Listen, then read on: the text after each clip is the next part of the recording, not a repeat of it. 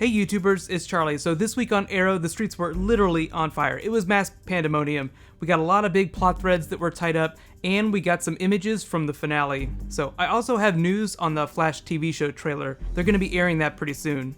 If you're finding me for the first time, I do Arrow videos every week along with, Q&As, bonus videos. Once Arrow goes off the air, I'll just start doing more bonus DC videos. So leave me suggestions for what you want those to be, and be sure to subscribe to get them.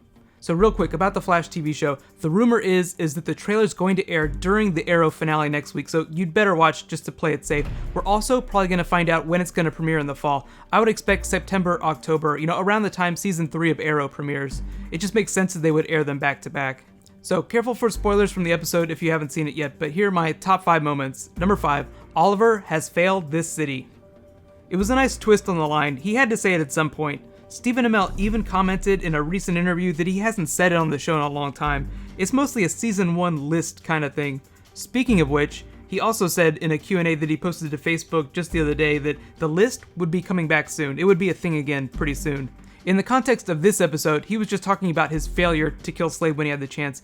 Because we don't know what went down in that final fight on the Amazo boat, we'll just have to wait and see for the finale, but I would assume that what happened is that he shot him and incapacitated him with that arrow that he stole off the boat, and then just failed to follow up by chopping his head off. In case you were wondering, based on Merlin taking down that super soldier with the arrow, I think all you have to do to kill one is land a sufficient headshot, but if you want to be sure, just chop their heads off. Just imagine you're a Winchester in Supernatural and you're killing vampires. Just chop their heads clean off, and that should do it. Number 4, Malcolm Merlyn returns. We've known he was coming back for a long time, but his entrance was so very Captain Jack that I just cheered out loud at my TV. John Barrowman has this really swashbuckler pirate charm that's just so much fun to watch. He's playing Merlin, a very, very bad person, but did you see the smile on his face when he said, "I'm her father"? I think that was just John Barrowman on set having a little bit of fun. He's trying to take Thea to safety, but I love that he's still able to slip some jokes in while people are trying to bash him against pylons trying to kill him. I mean, that's just Captain Jack for you. Thea did have that line, "How are you still alive?" And even though I don't think it was a reference to Torchwood, I still kind of took it that way. There was this interview that John Barrowman did where he revealed that the Arrow producers explained Merlin to him as a stable villain, as in like horses' stables, meaning that they're going to trot him out every once in a while, implying that he would never truly die, which is great. Take that with a grain of salt, but there's also rumors that Merlin could be the season 3 big bad. Also, I saw a lot of you on Twitter commenting about Thea making that gunshot at the end. She wasn't shooting Merlin, that was just a fake out. What I think happened is the Mirakuru soldier got up behind Merlin, and we just didn't see him, and she was shooting that person. Number 3, Slade watches Rome burn. I love the Nero reference he made. I don't think Slade would ever let anyone catch him singing, but I bet he was singing inside his head, or maybe that evil Tinkerbell shadow was singing to him. Who else laughed though when Isabel was like, "WTF is Shadow"? Remember she did that because it's going to come back in the finale, just addressing the fact that Slade is hallucinating someone. The big thing here is Slade revealing his true plan for Starling City, literally just burning it to the ground. Brother Blood even said, "The person you love most." Part of me wants to think that he was talking about the city itself as a person, just because I don't think that Oliver loves any of the women on the show more than the others. Like, he loves his sister equally as much as he loves Felicity, Sarah, and Laurel, so the women cancel each other out, and by default, all you're left with is the city. So let's go with that. There's also a really small chance that he could be talking about Oliver's son, but the episode really didn't address that. Number 2, Felicity takes down Isabel. Who else feels like this is building towards a Felicity versus Isabel fight in the finale? I love the cut between scenes though. Her asking Diggle where she was, straight to Felicity, bam, ramming her with the van. Interrogator Felicity to the rescue. I was a little bit confused as to why Isabel hates Felicity so much. I mean, Diggle's the one that killed her, and Oliver's father's the one that threw her away. So let me know in the comments below, why does she hate Felicity so much? It might just be the smug way Felicity treated her. Mirakuru has a way of turning insecure people into psychopaths. I really love it when they give us those types of Felicity scenes. Like, normally she's sitting at a computer, so it's so much more rewarding to see her get to win a physical fight, like during the Clock King episode whenever she took that bullet. I'm just really hoping that she doesn't have to take too many bullets during the finale. And my number 1 WTF moment, Amanda Waller is going to destroy Starling City to save the rest of the country. I actually expected those soldiers to be League of Assassins people, but, facepalm, of course they wouldn't roll in like the cavalry, they would sneak in. It's all Argus, and even though she said she was using a drone strike to drop bombs, don't be surprised if the Suicide Squad shows up. I feel like any episode that Amanda Waller shows up in is like a backdoor Suicide Squad episode, but it's too bad that Harley Quinn is not on the team because Streets of Fire really feels like her kind of party. At the end, I totally expect Team Arrow to pull off the 11th hour save and avert the drone strike, and I also think that we'll end up with a situation where it's like everyone but Slade versus Slade. Even Isabel kind of looks like she's seeing him in a different light. I really hope that they do let Felicity land the kill shot on her, but I feel like she's going to need Nyssa and Sarah's help to do it. Stephen Amell actually said this really interesting thing about the finale. He was asked to describe it in 3 words, and he said, "Wait, he's where?" As in a question. I think he was referring to Slade and Oliver just learning that he was on the island.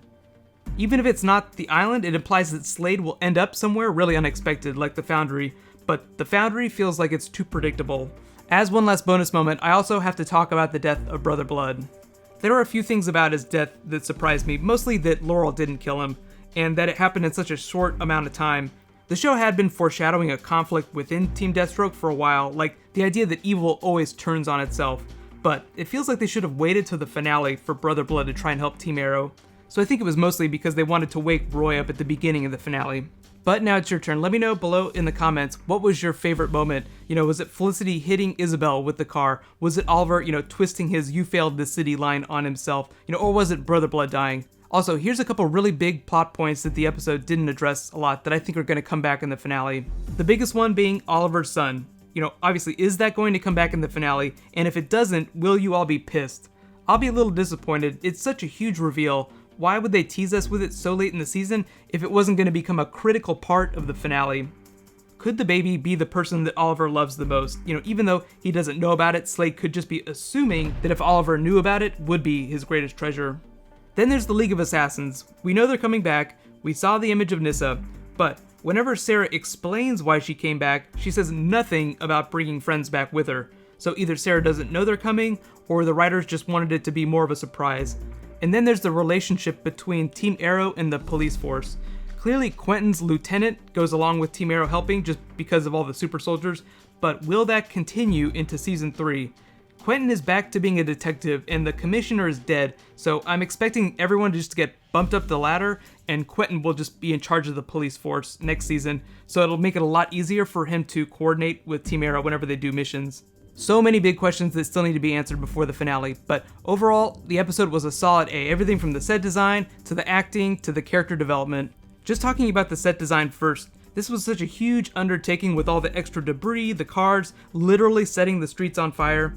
Then you have the stunt work. There were a few pauses in the action, but essentially this episode was just like one continuous fight scene. It's one thing to choreograph a fight between 2 people in a small space, but there were multiple fights going on in scenes across the entire episode. I'd be willing to bet they spent more time and energy on these last 2 episodes than on all the other episodes this season combined, and it was totally worth it. Really, almost all the other comic book based TV shows are being judged by Arrow's example now, from character development to set design to action. In my opinion, from an acting standpoint, Laurel, Oliver, and Brother Blood tied for best performance. You expect Stephen Amell to be the best just because he's the lead actor, but Kevin Alejandro really killed it for his final scenes, and Laurel has really been a through line for the call to action that all the heroes have gotten in the last couple of episodes.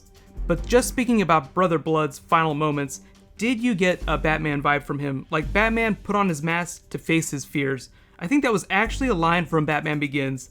I just love that the character was clearly Looney Tunes, and Oliver has that moment where he's like, "You are fucking kidding yourself if you think you still get to be mayor after this." So the big things that I'm really hoping we get to see in the finale are a continuation to the story involving Oliver's son, a trailer for the Flash TV show, and a really nice teaser for season 3. Be sure to let me know though, what are you hoping to see the most? And if there's anything that I didn't include in the video that you thought was really important, just write it below in the comments. Like normal, I'm posting my Q&A tomorrow. Be sure to subscribe to get that. You can click here to watch it. I'll add an annotation as soon as I post it. And you can click here to watch all my other Arrow Season 2 videos. So be sure to catch up before the finale. Thank you so much for watching. I'll see you tomorrow. High fives.